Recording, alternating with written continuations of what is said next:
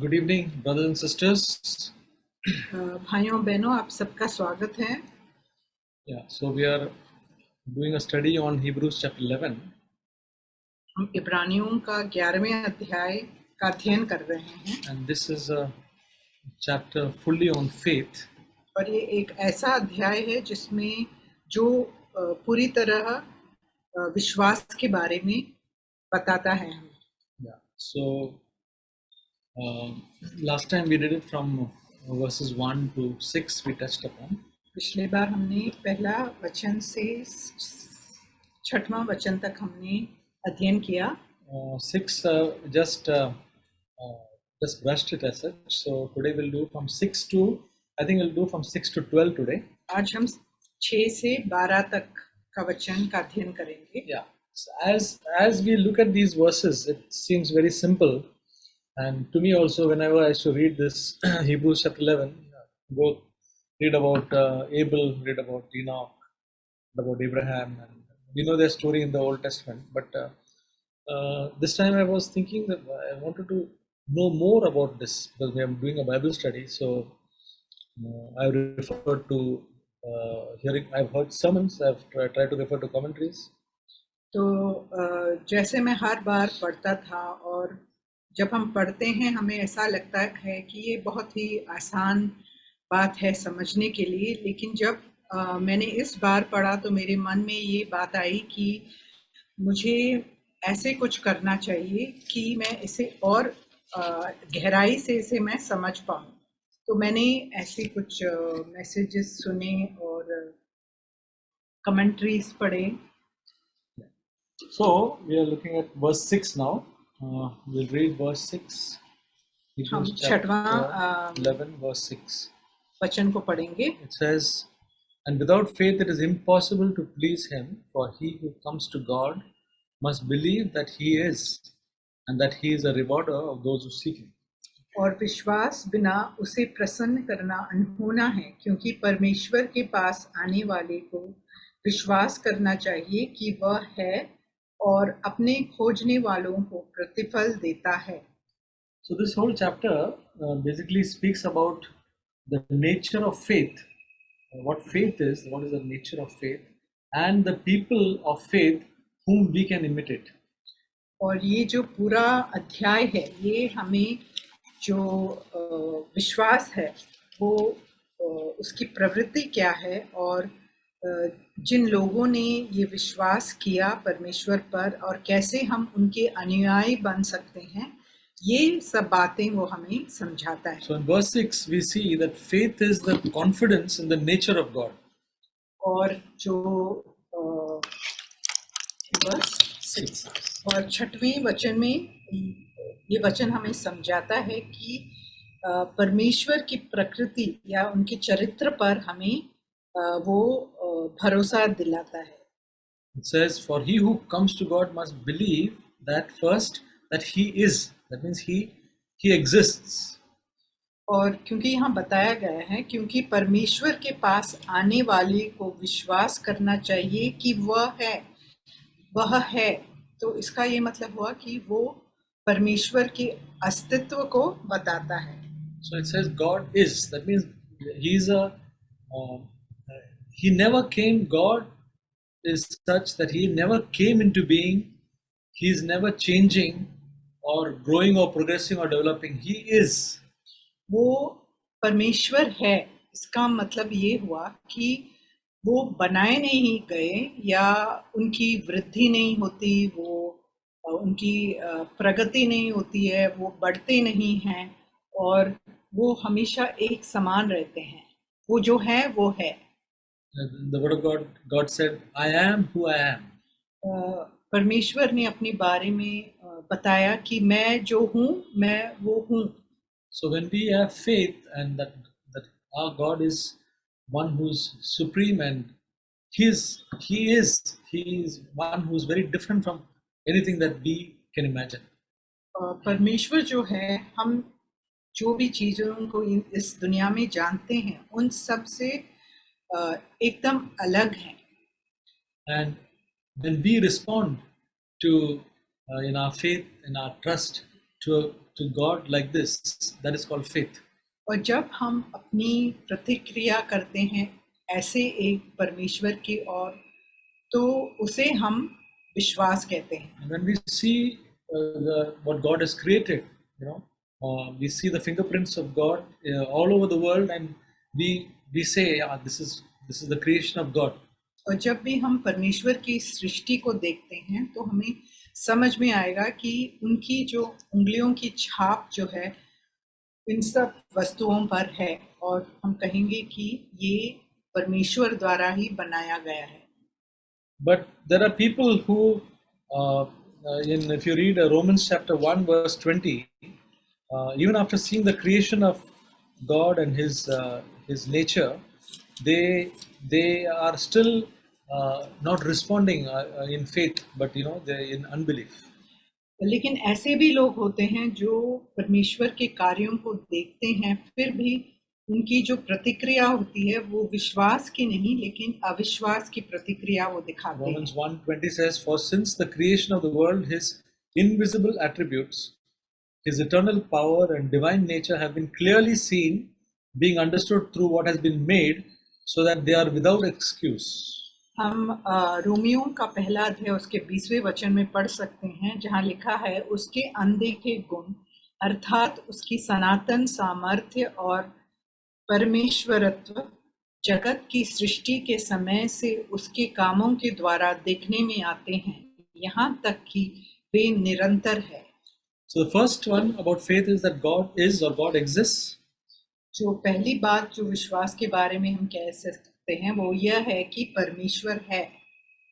The second one is, it says that He is a rewarder of those who He is a rewarder of those who seek Him. और दूसरी बात यह है कि वो अपने खोजने वालों को प्रतिफल देता है।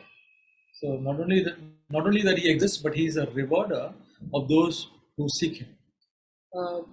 वो उनकी अस्तित्व है, लेकिन और वो उसके साथ साथ वो उनको ढूंढने वालों को वो प्रतिफल भी देते हैं।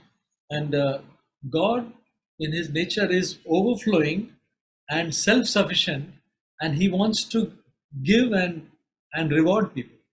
वो अपने ही में संपूर्ण है और वो लोगों को जो भी उन्हें ढूंढते हैं उनको वो प्रतिफल देने के लिए वो चाहते हैं। So that's the nature of God, that He is overflowing. He has got everything within Him, and He wants to reward.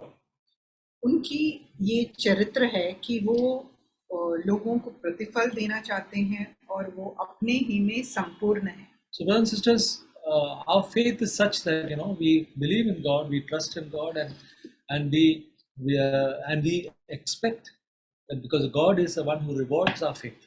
और हम ऐसे लोग हैं जो विश्वास करते हैं और हम विश्वास करते हैं कि ऐसे परमेश्वर पर जो प्रतिफल भी देते हैं।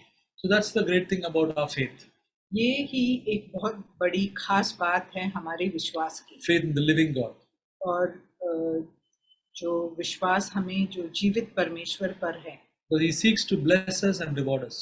क्योंकि वो चाहते हैं कि वो हमें आशीष दें और हमें प्रतिफल दें। So when we have this response towards Him, God is pleased, and that's why faith is the one which pleases God. तो जब हमारी ऐसी प्रतिक्रिया होती है तो उससे परमेश्वर खुश होते हैं। When we do not have that, then God is not pleased. और जब हमारी ऐसी प्रतिक्रिया नहीं होती है तो वो नाराज हो जाते हैं। When we do not have confidence in Him, then when we do not have confidence in God, then we don't have His pleasure over us. जब परमेश्वर पर हमें ऐसे भरोसा नहीं है तो वो हम पर नाखुश हो जाते हैं। Okay, so that is verse 6 we read, and verse 7 we go to. Now we start. It speaks about the different saints of God. और अभी 7वें वचन से हम जब आगे पढ़ेंगे तो ऐसे जो परमेश्वर पर जिन्होंने ऐसे विश्वास किया ऐसे संतों के बारे में हम आगे पढ़ पाएंगे। We read earlier about Abel and Enoch. Now we are going ahead. हमने हाबेल और हमने हानोक के बारे में पिछली बार अध्ययन किया, अभी हम और आगे बढ़ेंगे। Now we are reading about Noah in verse 7. अभी हम नूह के बारे में पढ़ेंगे। By faith, Noah, being warned by God about things not yet seen, in reverence prepared an ark for the salvation of his household, by which he condemned the world and became an heir of the righteousness which is according to the faith. और 7वां वचन, 11 का 7वां वचन, विश्वास ही से नूह ने उन बातों के विषय में जो उस समय दिखाई न पड़ती थी, चेतावनी पाकर भक्ति के साथ अपने घराने के बचाव के लिए जहाज बनाया, और उसके द्वारा उसने संसार को दोषी ठहराया और उस धर्म का वारिस हुआ जो विश्वास से होता है। So we find about Noah in Genesis chapter 6 and 7. हम नूह के बारे में उत्पत्ति का 6वां अध्याय और उसका 6वां और 7वें अध्याय में हम पढ़ सकते हैं। So at the time of Noah, the wickedness of man was very great in the earth. और हम पढ़ सकते हैं कि मनुष्यों की बुराई पृथ्वी पर बढ़ गई थी। And God was so much so that God was sorry that he had made man on the earth. और इतना बढ़ गया था कि परमेश्वर पछता रहे थे और उन्हें बहुत ही दुख हुआ, उनके मन में वो अति खेदित थे, ऐसे लिखा है। But in all this, during that period, Noah found favor in the sight of God. लेकिन उस समय भी नूह ने परमेश्वर के दृष्टि में अनुग्रह पाई। So yeah. So and we read about Noah, some qualities of his. और yeah. हम उनके कुछ ऐसे खूबियों को देखेंगे। He was a preacher of righteousness. वो धार्मिकता का प्रचार करने वाले थे। This we read in 2 Peter. वो दूसरा पत्रस में हम उसके बारे में पढ़ते हैं। Then it says Noah was a righteous man. वह एक धार्मिक व्यक्ति था and blameless in his time. और वो बिना कलंक का व्यक्ति था। So these are the qualities of Noah what we read in Genesis. और उत्पत्ति के पुस्तक में हम उनकी इन खूबियों के बारे में पढ़ सकते हैं। And since he was only one who was righteous, God decided to save him and his family. और क्योंकि वो एक ऐसा धार्मिक व्यक्ति था, तो उन्होंने उसे और उसके परिवार को बचाने का निश्चय किया। And another great thing that Noah did was that he did all that God commanded him. और एक दूसरी बात जो नूह ने की वो ये है कि उन्होंने उनके सब आज्ञाओं के अनुसार उन्होंने अपना जीवन बिताया। And God said that the rain would come and God would destroy this thing. The rain, nobody had ever seen a rain like that, and nobody had ever experienced something like that. But in spite of all that, he obeyed God and did what God commanded him. और क्योंकि उस समय में जो बारिश है उसको किसी ने नहीं देखा था, तो जब परमेश्वर ने कहा कि ऐसा बारिश होगा और जल प्रलय होगा, तब नूह ने उस पर विश्वास किया और उसके अनुसार जो भी परमेश्वर ने उनको बताया उसके अनुसार उन्होंने आज्ञा का पालन किया। He was warned by God about the things not yet seen. लिखा गया है कि परमेश्वर ने उन्हें अनदेखी बातों के बारे में चेतावनी दी। So if when you think about us, when we are told that something will going to happen and we have never seen such a thing, it's very difficult for us to think that will happen. जब कोई हमसे कहता है कुछ ऐसे बात होने वाली है जो हमने कभी देखी नहीं है, तो हमें बहुत मुश्किल होता है उस पर विश्वास करने का। But Noah, he believed God, whatever God said, and in reverence he did all that the Lord commanded him. और लेकिन नूह ने जो भी उसने नहीं देखा था, जब उसने उसके बारे में सुना और परमेश्वर की चेतावनी को सुना, तो उन्होंने उस पर पूरी तरह विश्वास किया। And that's why he was called as a man of faith. इसीलिए वो विश्वास का एक व्यक्ति माना जाता है. So the last days that we are living in, is the Bible says, is like the days of Noah. और बाइबल में कहा गया है कि अंत के दिन भी नूह के दिन के समान होंगे. Yeah. So we go to verse 8 now. अभी हम 8वें वचन का अध्ययन करेंगे. Now it starts about Abraham. और अभी अब्राहम के बारे में बताया गया है. By faith, Abraham, when he was called, obeyed by going out to a place which he was to receive for an inheritance, and he went out not knowing where he was going. विश्वास ही से Abraham जब बुलाया गया तो आज्ञा मानकर ऐसी जगह निकल गया जिसे मिरास में लेने वाला था, और यह ना जानता था कि मैं किधर जाता हूँ, तो भी निकल गया. So Abraham, we know from history or this thing that he was originally from a place called Iraq. हम जानते हैं कि अब्राहम जो था वो इराक देश का रहने वाला था. Presently Iraq, that area he lived, because yeah, that's what the Bible says. ये बात जो है इतिहास में और बाइबल में कहा गया है. And from there God told him to go towards the land of Canaan. और वहां से परमेश्वर ने कहा उनसे कि वो कनान देश की ओर निकल जाए. Now to travel so much distance and a place which he has not seen, which he does not know, he yet moved from that place. That is the faith of Abraham. लेकिन जो Abraham था उसका विश्वास इतना बड़ा था कि वो ऐसे बहुत ही दूर जगह तक उसे यात्रा करना था परमेश्वर के वचन के अनुसार, लेकिन उन्होंने पूरा विश्वास किया और उस यात्रा पर वो निकल पड़े. So in spite of all the difficulties in the way and all that, he set out and he obeyed God. और हम देखते हैं कि उन्होंने कई कठिनाइयों का सामना किया, फिर भी उन्होंने परमेश्वर का जो वचन है उसका आज्ञा उन्होंने पालन किया. That was an act of faith. वो विश्वास का एक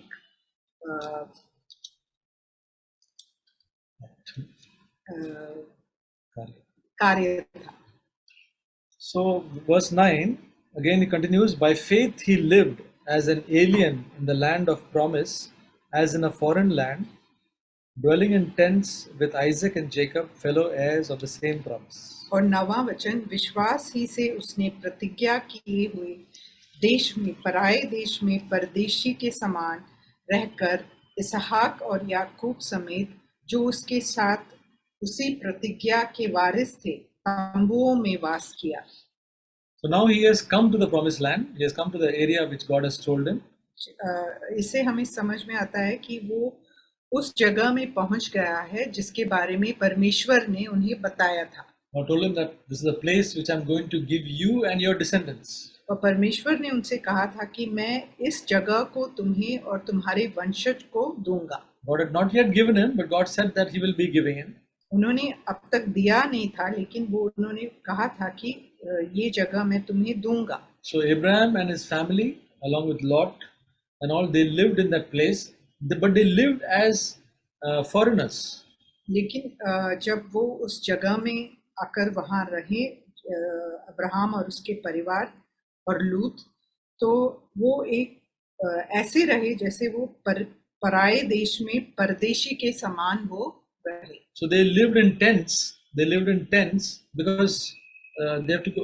It is not a permanent place. So they lived, even though God promised, but they lived there as a stranger and a sojourner. और परमेश्वर ने उनसे कहा था कि वो जगह उन्हें दी जाएगी, फिर भी वो तंबुओं में रहे और ऐसे एक जो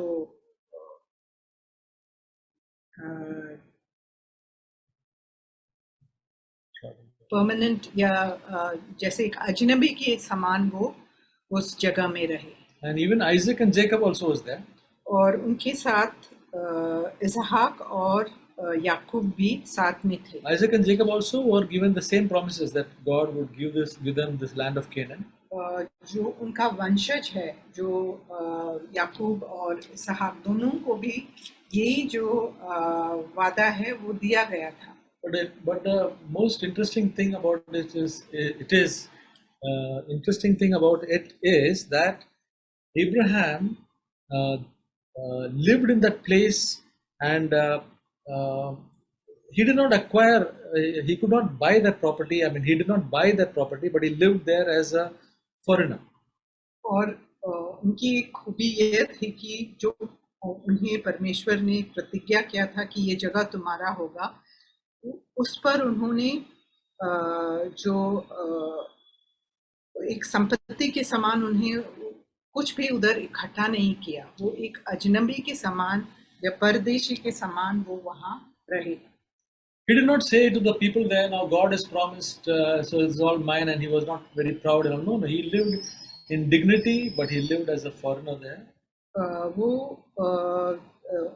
वहाँ के लोगों पर वो ऐसे मतलब घमंडी नहीं बना कि उसने ऐसा नहीं कहा कि ये सारा जगह मेरा होने वाला है, और ऐसे उसने ढींग नहीं मारी, लेकिन उसने बहुत ही अच्छी तरह वो उधर जी रहा था। But he bought one particular place called a burial place. This is a very interesting thing. He bought a piece of land, a burial place, and he paid the money for it. और हम देखते हैं कि उन्होंने सिर्फ एक छोटी सी जमीन खरीदी जो उनके लिए दफन करने के लिए उन्होंने खरीदा वो जगह, और सिर्फ ऐसे एक जगह, छोटी सी जगह दफन करने का जगह उन्होंने खरीदा अपने लिए। It was a cave. वो एक गुफा था। And he purchased it from the owners there. और वहाँ के जो लोग थे उनसे उन्होंने उसे खरीदा। And it's very interesting. We can read it when you have time. Just read from Genesis 23:7-20. You can read it in your spare time. Genesis 23:7-20 about this incident. और इसके बारे में आप उत्पत्ति के 23वां अध्याय का 7 से 20 तक इसके बारे में अगर आपको रुचि है तो आप पढ़ सकते हैं इसके बारे में। So he bought this piece of land from the sons of Heth. तो यहाँ लिखा गया है कि उन्होंने ये जमीन जो है हित्तियों करके लोग थे, उनका नाम हित्ती था, वो उन लोगों से उन्होंने खरीदा। And that person who owned the land said, Abraham, you can take it free. I mean, what is that? This piece of land, you don't need to. He said. वो अब्राहम का इतना आदर करते थे कि उन्होंने कहा कि ये जो भूमि है मैं आपको ऐसे कि मुफ्त में दे दूंगा, लेकिन But Abraham, he bowed down in respect to that man, and he gave the full amount of that money to him and purchased that land. लेकिन अब्राहम ने ऐसा नहीं किया। उसने उन सब निवासियों के सामने दंडवत किया और वो पूरा पैसा उसने चुकाया। This was the land which God had promised him. ये ऐसी एक जमीन थी जो परमेश्वर ने उनको वादा किया था इसके बारे में। But it was still not his own. लेकिन अब तक वो उसका हुआ नहीं था। It was a promise. ये एक वादा ही था। And he did not use any other means, but he paid the money and he purchased it.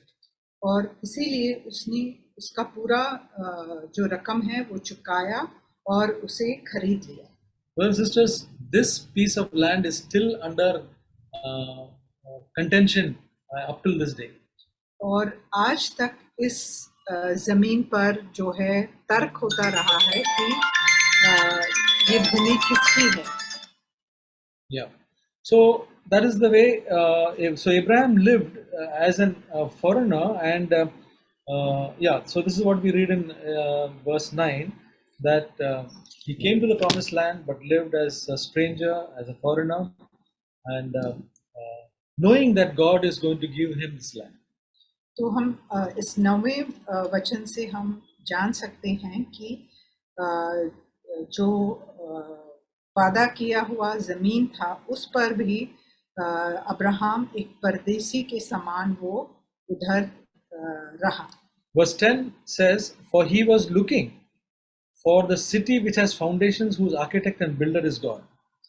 और 10वां वचन, क्योंकि वह उस स्थिर नींव वाले नगर की बाट जोता था जिसका रचने वाला और बनाने वाला परमेश्वर है। So, this passage implies that Abraham expected the possession of the promised land, हम इससे समझ सकते हैं कि अब्राहम जो है उस जमीन को अपनी संपत्ति के समान उसे मिलेगा, That ऐसा is- विश्वास था that it उन्हें will go to his descendants, कि उसके वंशज को वो मिलेगा, प्राप्त होगा। and in his faith, he was looking beyond this for a permanent home in the future world, that is in heaven. और इसी बात पर विश्वास करके वो आगे भी भविष्य में वो उनको ये प्रतीक्षा थी कि वो एक ऐसे चिरस्थायी जगह उन्हें मिलेगा। So even though God had given him this promise of this land, and he was there in that land, but he knew that this land would be given to his descendants. But as for himself, he was looking to the future where the everything is built by God, and about heaven. He was thinking about that. His mind was on that. वो जानता था कि उसके वंशज को ये जो जमीन परमेश्वर ने वादा किया था वो मिलेगा, लेकिन अपने खुद के लिए उसे उसके भविष्य के लिए उनका जो आंख था वो सिर्फ जो परमेश्वर के द्वारा जो रची हुई नींव, जिसका नींव है, और एक ऐसा नगर का वो बाट जोतता था जिसका बनाने वाला परमेश्वर है। What about us, brothers and sisters? What is what are our thoughts? Is it on the things that we can have it in this world, or our thoughts are on centered on what God has for us reserved in heaven? भाइयों और बहनों, हमारी क्या सोच है? क्या हमें भी इन जो इस दुनिया में या संसार में जो हमें आगे मिलने वाला है, भविष्य में इस जगत में जो हमें मिलने वाला है, इसी पर हमारी आंखें टिकी हुई है, या हम भविष्य में जो परमेश्वर का जो नगर है उस पर हमारी आंखें टिकी हुई है? So he was truly a citizen of heaven. He was not a citizen of this earth. वो सच्चाई में वो स्वर्ग का नागरिक था, वो इस संसार का नागरिक नहीं था। And we are also called as citizens of heaven. इसी प्रकार हमें भी स्वर्ग के नागरिक बनने के लिए हमें बुलाया गया है। Our longing should be, though we have things in this earth, but our longing should be on the things which are permanent and heavenly. हमारे पास संपत्ति तो रहती है, हम जब इस दुनिया में रहते हैं, लेकिन हमारी जो लक्ष्य है वो हमेशा स्वर्ग में ही हमें रखना चाहिए। Verse 11, by faith even Sarah herself received ability to conceive even beyond the proper time of her life, since she considered him faithful who had promised.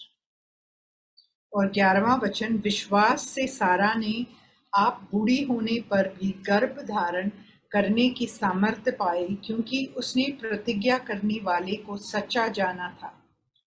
So through faith, through faith, Sarah received the strength to conceive the seed. तो हम देखते हैं विश्वास से सारा ने गर्भवती होने का जो शक्ति है वो उसने पाया। It is written in the word of God that it is written in the word of God that she laughed when it was said that she will have a son next year. विश्वास से हम देखते हैं कि ऐसे कहा गया है कि वो हंसी जब उसने सुना कि अगले वर्ष तुम गर्भवती होगी। We can say that her apparent unbelief, it may not have been unbelief, but it was overcome by her ultimately believing the promise. शुरू में हम देख सकते हैं कि उनमें अविश्वास थी, लेकिन उन्होंने विश्वास के द्वारा उस अविश्वास पर उन्होंने विजय पाई। So here was a case against all human possibilities. She and what was predicted, she believed that, against all possibility, because she was 90 years, around 90 years, and it was impossible for her to conceive a child. And even though the prediction was there, but still she believed that. हम देखते हैं कि सारा जो थी वो बूढ़ी हो गई थी, 90 साल की थी। तो ये मनुष्य के अगर विचार से हम सोचते हैं तो ये बिल्कुल असंभव थी कि वो गर्भवती हो जाए, लेकिन हम देखते हैं कि उन्होंने विश्वास किया कि जो असंभव है, क्योंकि परमेश्वर का वचन है, तो उसने उस पर पूरी तरह विश्वास किया। And by faith she received the ability to conceive. और विश्वास से उन्होंने वो शक्ति पाई कि वो गर्भ धारण करे। So see what faith can do. Faith can do things which humanly which is impossible can happen when we have faith in God. जब हमें ऐसा विश्वास होता है परमेश्वर के ऊपर, तो जो असंभव चीजें हैं वो भी किस प्रकार से हम उसे संभव कर सकते हैं, हम इस वचन से हम समझ सकते हैं। So it says here that she only did one thing. She considered him who promised as faithful. सिर्फ उन्होंने एक ही बात की कि जिन्होंने प्रतिज्ञा की थी, उन्होंने उनको विश्वास योग्य समझा। So he said, God said it, so he is faithful, so it should be so. तो उन्होंने ऐसा विश्वास किया कि जिन्होंने कहा है वो परमेश्वर है, इसीलिए ये जो उन्होंने कहा है वो सच्चा है और वो हो सकता है। Brothers and sisters, when we see the promises of God in the Word of God, can we say that God said it, so it has? I trust it fully that it will happen. तो क्या हम भी ऐसे विश्वास कर सकते हैं कि परमेश्वर ने ये बात कही है या उन्होंने ये वादा दी है तो ये सच होगा? क्या हम ऐसा विश्वास कर सकते हैं? That's the way we exercise our faith. तो इसी प्रकार जो है हम अपनी विश्वास को लागू करते हैं। God promises something and it looks impossible, but because God has said it, He is faithful who is promised. तो जो परमेश्वर ने कहा है वो शायद हमारे लिए असंभव लगे, लेकिन क्योंकि परमेश्वर ने कहा है इसीलिए हम उन पर पूरी तरह भरोसा करते हैं कि वो उसे पूरा करेंगे। Maybe it's a sin which we feel that will never leave us, but God is faithful and He has promised, so it will be so. शायद वो कोई पाप है जिस पर हम विजय नहीं पा सकते, तो क्योंकि परमेश्वर जो है अपने वचन पर विश्वास योग्य हैं, तो हम ऐसे हम विश्वास कर सकते हैं, भरोसा रख सकते हैं कि उनके कहने के द्वारा ये पूरा होगा। Maybe it's some weakness, maybe it's a fear, maybe it's a discouragement, maybe it's some inferiority complex, maybe it's some self-pity, maybe it's anything which is causing hampering our Christian life. But God's promises are there. God, because He said it, He is faithful. It is going to be done. क्योंकि परमेश्वर ने कहा जो भी बात हो, जो भी हमारे सामने असंभव चीज है वो संभव हो सकता है, क्योंकि परमेश्वर ने इसके बारे में हमें वादा किया है। So that's the way we also exercise our faith in our life. तो इसी प्रकार हमें भी अपने जीवन में विश्वास कार्य में लाना चाहिए। And as we exercise it, we become stronger and stronger in our faith. और जिस प्रकार हम इस विश्वास पर हम कार्य करते हैं, तो हम खुद शक्तिशाली और शक्ति से भर जाते हैं। We'll read for today's verse, last verse, verse 12. Therefore also there was born of one man, and him as good as dead as that, many descendants as the stars of heaven, in number and innumerable as the sand which is by the seashore. और 12वां वचन, इस कारण एक ही जन से जो मरा हुआ सा था, आकाश के तारों और समुद्र के तीर के बालू के समान अनगिनत वंश उत्पन्न हुए.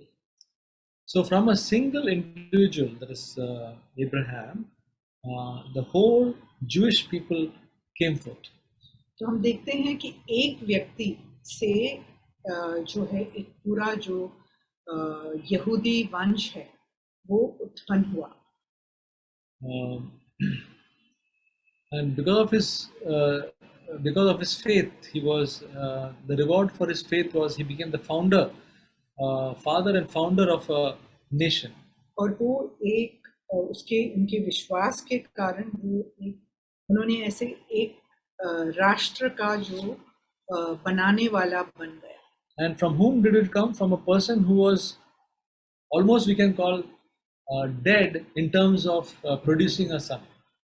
और एक ऐसे व्यक्ति से जिसे हम एक मरे हुए व्यक्ति के समान समझ सकते हैं, जिसका कोई पुत्र नहीं हो सकता है. We know that the dead cannot produce children.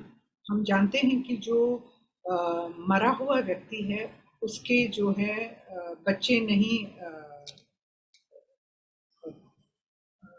बन सकते. And so when a person goes to a very old age, जब एक व्यक्ति बूढ़ा हो जाता है, is compared to a person who's dead in terms of producing a child. तो उसके बच्चे होने के बारे में हम उनके बारे में ऐसे ही सोचते हैं कि वो मरा हुआ व्यक्ति है. So for such a man, God did this miracle of giving him a son. तो इस व्यक्ति को के जीवन में परमेश्वर ने कार्य किया और उन्हें एक ऐसा अद्भुत कार्य किया उनके जीवन में कि उनका एक बेटा पैदा हुआ. And as per God's promise to Abraham, it would be like the stars of the sky or like the sand of the seashore, only it came into being. और जैसे परमेश्वर ने उनको वादा किया था कि आकाश के तारों और समुद्र के तीर के बालू के समान होंगे, तो वैसा ही हुआ. God wanted to describe that so many numerous people, so he used this stars of the sky and the sand in the seashore, so that describes that it is beyond countable. परमेश्वर उन्हें ये बताना चाहते थे कि जिस प्रकार आकाश के तारे और समुद्र के बालू जो है अनगिनत हैं, उसी प्रकार एक अनगिनत वंश उनके द्वारा उत्पन्न होगा. So this is an example of the nature of faith. तो ये जो है विश्वास की प्रकृति को दर्शाता है. It does not depend on human reasons or probabilities and all that. ये जो विश्वास है वो मनुष्य के तर्क या मनुष्य के विचार के ऊपर निर्धारित नहीं है. It only depends on assurance from God. वो सिर्फ परमेश्वर से जो हमें वचन मिलता है उसी पर निर्भर है. Whatever the difficulties may be. चाहे जो भी कठिनाइयों का सामना करना पड़े. So that is what faith can do. तो विश्वास इन सब बातों को कर सकता है. So even in our own lives, there may be difficulties and all that, but when we have faith, there is a way to that God is able to overcome all these difficulties. तो अगर हमारे जीवन में विश्वास है तो चाहे हम किसी भी ऐसे कठिन परिस्थितियों का सामना कर रहे हो, फिर भी परमेश्वर हमें उस बात पर हमें विजय प्राप्त करने में मदद करेगा. The situation looks impossible. वो ऐसी परिस्थितियां होगी जो बिल्कुल असंभव लगता है. Humanly speaking. मनुष्य के विचार से अगर हम सोचेंगे. But when we have an assurance from God that God can make things possible. जब हमें परमेश्वर से एक वचन मिल जाता है तो जो असंभव है वो भी संभव हो सकता है. So that's the life of faith, brothers and sisters. यही है जो विश्वास का जीवन है. And we are all called to have this life of faith. और हम सबको इसी रास्ते पर चलने के लिए हम बुलाए गए हैं. So we are encouraged to see these giants of faith and get encouragement.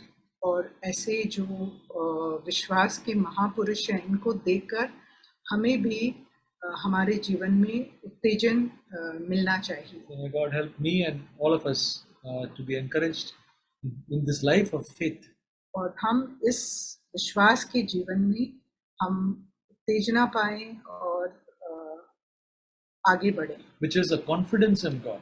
और ये है, विश्वास का मतलब है कि हम परमेश्वर पर भरोसा करें। And we don't have a confidence in God, God is not pleased. और जब हम परमेश्वर पर भरोसा नहीं रखते हैं तो वो हमसे नाखुश है। I thank God for what I could hear today. मैं आभारी हूँ परमेश्वर की, और जो भी आज मैंने सुना उसके लिए।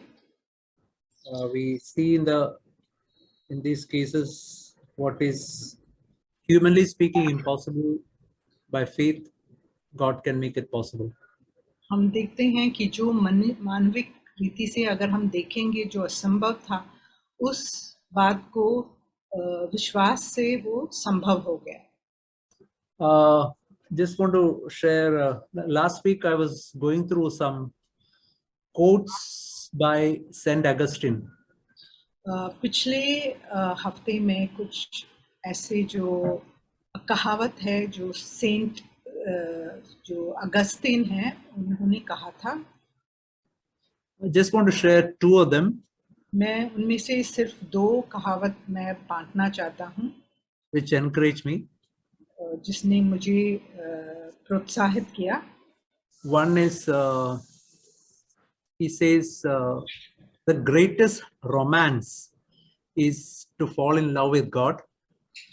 उन्होंने कहा कि जो सबसे बड़ी जो प्रेम कथा है वो है परमेश्वर के साथ जो प्रेम कथा है।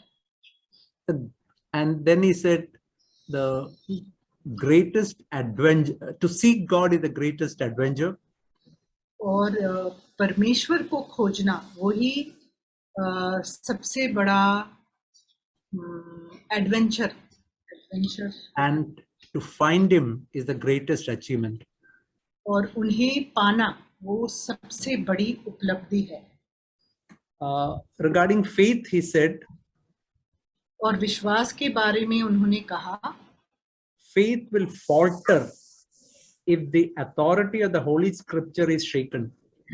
और जो विश्वास का जो अधिकार है वो डगमगाएगा अगर वचन पर जो निर्भरता है वो अगर हट जाए तो। And if faith falters, love itself decays. अगर विश्वास डगमगाएगा तो जो प्रेम है वो भी सड़ जाएगा। We can say like this: God has given to each one of us in our hand the most wonderful book in the Bible. तो हम ऐसे कह सकते हैं कि परमेश्वर ने इस दुनिया की सबसे जो कीमती चीज है वो हमें बाइबल के रूप में हमें अपने हाथ में दी है। There is a word for each of us for every situation in that word of God. और इस पुस्तक में हम हर एक व्यक्ति के लिए हर एक परिस्थिति का जो हम सामना करते हैं उस परिस्थिति के लिए एक वचन हमारे लिए लिखा गया है उस पुस्तक में। But we have to remember that this is God himself has said, and that faith is what I require. और हमें ये पूरी तरह समझ लेना चाहिए कि ये जो बात कही गई है वचन में वो परमेश्वर ने खुद हमारे लिए कहा है। और and as is written and in that quote, when faith falters, love decays. तो जैसे उस कहावत में संत अगस्तीन ने कहा कि जब विश्वास डगमगा जाता है तो हमारा जो प्यार है वो भी सड़ जाता है। Or we can say Christianity decays. तो जो विश्वास जो ख्रिस्ती जीवन है वो ही मतलब नाश हो जाता है या सड़ जाता है। Faith is the sensory organ, spiritual sensory organ for each of us. जो विश्वास है वो हमारे लिए, जैसे हमारे शरीर में हमारी 5 इंद्रियां हैं, वैसे ही विश्वास भी एक ऐसी इंद्रिया है जो हमारे आत्मिक जीवन में हम उसका प्रयोग करते हैं। Yeah. First, we should understand faith is something that it should be that comes from the heart. विश्वास एक ऐसी बात है जो हमारे हृदय से उत्पन्न होती है। Hoping and trusting. आशा रखना और विश्वास करना। Because before the age also, God had given his promise about our eternal life. क्योंकि परमेश्वर ने हमारे बारे में भी अनंत जीवन के बारे में उन्होंने वादा किया है। I will read from Titus chapter 1 verse 2. It says, in hope of eternal life, which God, who never lies, promised before the age began. तीतुस का दूसरा अध्याय, which verse brother? Chapter 1 verse 2. तीतुस का पहला अध्याय और उसका दूसरा वचन, उस अनंत जीवन की आशा पर जिसकी प्रतिज्ञा परमेश्वर ने, जो झूठ बोल नहीं सकता, सनातन से की है। So, a hope for eternal life for all of us that God has already promised before the age could begin. तो यहाँ लिखा गया है कि उस अनंत जीवन की आशा पर जिसकी प्रतिज्ञा परमेश्वर ने सनातन से उन्होंने वो वादा किया है। So if God has promised his word, do we have actual faith in each and every word that God has promised? परमेश्वर ने जो अपने वचन से उन्होंने प्रतिज्ञा की है, क्या हमें उन वचनों में हमें विश्वास है? Because it says in Proverbs 3 verse 5, trust in the Lord with all your heart and lean not in your own understanding. क्योंकि नीति वचन तीसरा अध्याय और उसके 5वें वचन में लिखा है कि पूरी तरह परमेश्वर पर निर्भर रहो और अपने समझ पर आसरा मत रखो। So trust in the Lord with all your heart.